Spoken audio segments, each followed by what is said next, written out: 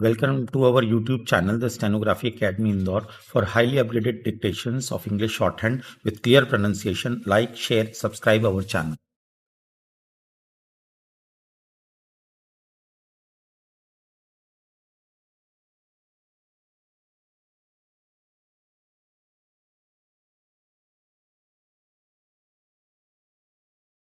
Number 102, Kailash Chandra, 80 words per minute, 1000 words, kindly be ready.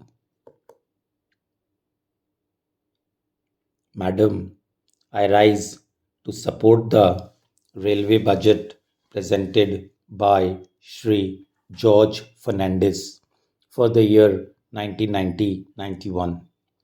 Shri George Fernandes has his association with the railways for the last 40 years as a labor leader.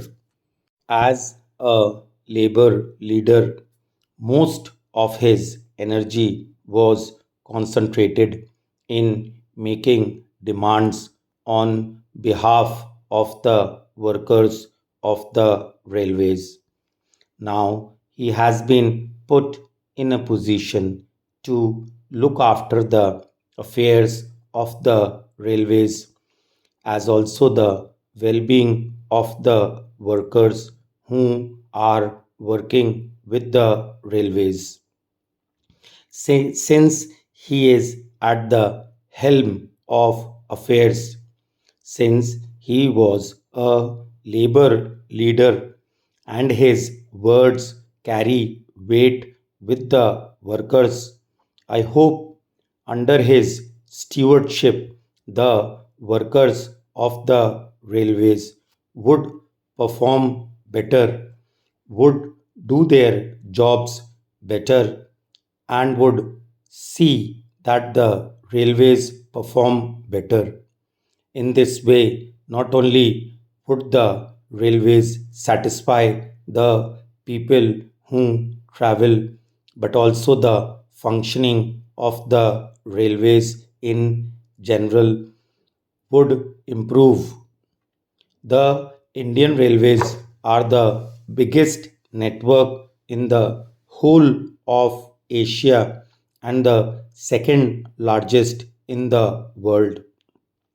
Not only the Indian Railways are big in size, but their problems are also big in proportion to their size, and the things that the people want the Indian Railways to do for them are also big.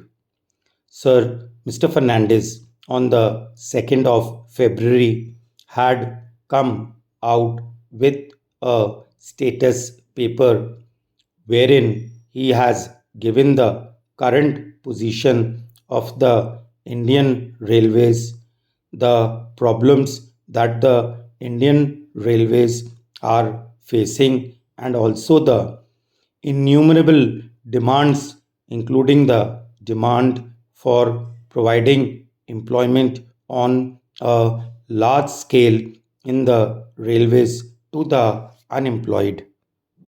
I hope that in this discussion on the railway budget, the participants would offer some constructive, useful, and practical suggestions. Mr. George Fernandes, when he had to prepare and present this budget, had very little time to do that, probably less than 100 days.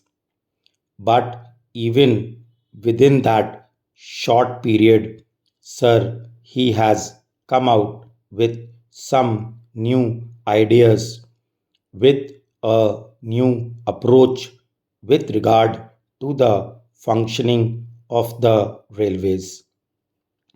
He has laid emphasis in the budget on modernization, on energy conservation, and on computerization wherever it is necessary. Though he has expressed his helplessness in providing more jobs to the unemployed in the railways, he has tried to generate jobs outside the railways with the help of the railways. It may relate to afforestation and things like that. He has extended the computerization of bookings from the present four metropolitan cities to five more cities, among which Bangalore is included. Whenever an air accident takes place, the compensation that is paid is very high. What Mr. Fernandez has done is that in the case of the railway accident, also he has raised the amount of compensation from the present rate of 1 lakh rupees to 2 lakhs of rupees in accidents, whether it is the rail accident or air accident, the loss of life is the same, and any life lost can never be recovered. Another thing that is to be welcomed is that he is going to provide more accommodation and more seats to the second class passengers by gradually withdrawing the first class AC coaches and the first class coaches. I hope while withdrawing these facilities and extending them to the second class passengers, the existing comforts and facilities of the second class would further improve. I hope in all second class carriages, cushion seats are going to be provided. Socialism is not leveling down, but socialism is leveling up. When we withdraw facilities from the higher level, the facilities for the lower level should be improved so that the traveling comforts for the lower level improve.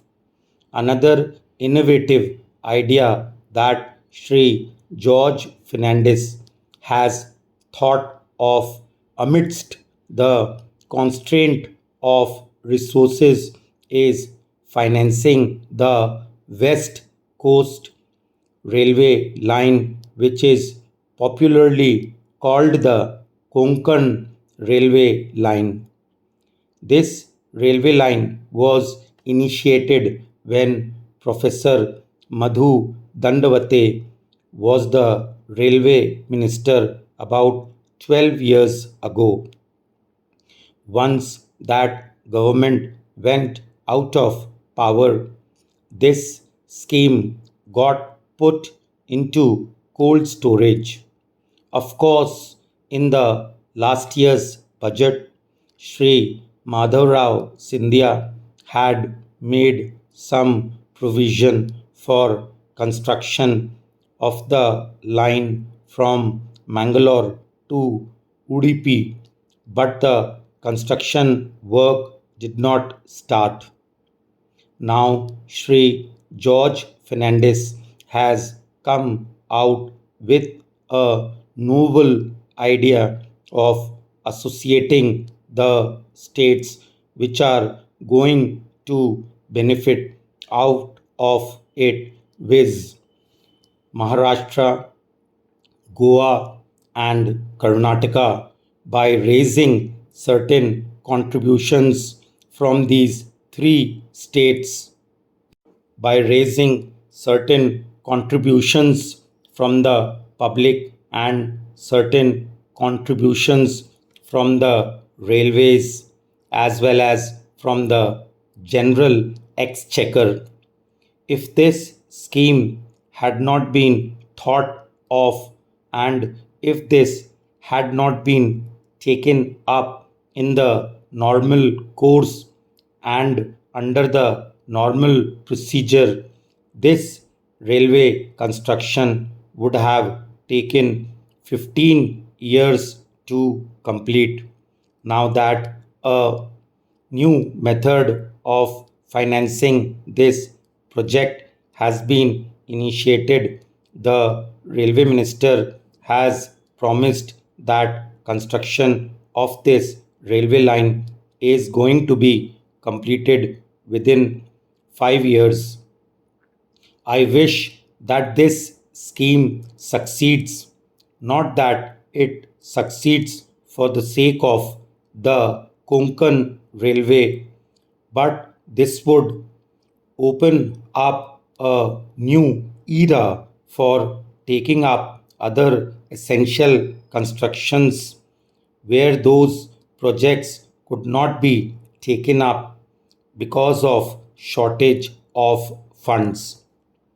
I hope the railway minister, who is a person of many ideas, many innovative ideas, would also think in terms of, if possible, self financing schemes. Every year, costs go up. Any project that is done today is cheaper than it would be tomorrow. He, in his status paper, has asked whether the money should come from the central government or whether it should come from the Railway Finance Corporation or from market borrowings, where it is going to cost a little more. In any case, I personally feel that these projects, important projects, should not lag behind on the ground of funds not coming from the central government or state governments. Even if it is costly, the money should be borrowed from the Railway Finance Corporation.